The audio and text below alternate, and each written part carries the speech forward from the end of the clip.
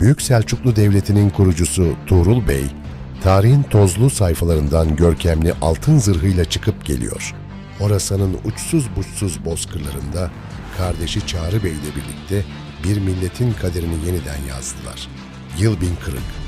Danlınakan Meydan Muharebesi'nde Selçuklu ordusu, tarihin gördüğü en stratejik zaferlerden birine imza attı.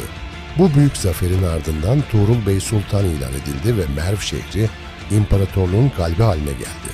1055 yılında Bağdat'a giren Tuğrul Bey, Abbasi halifesi tarafından büyük bir hürmetle karşılandı.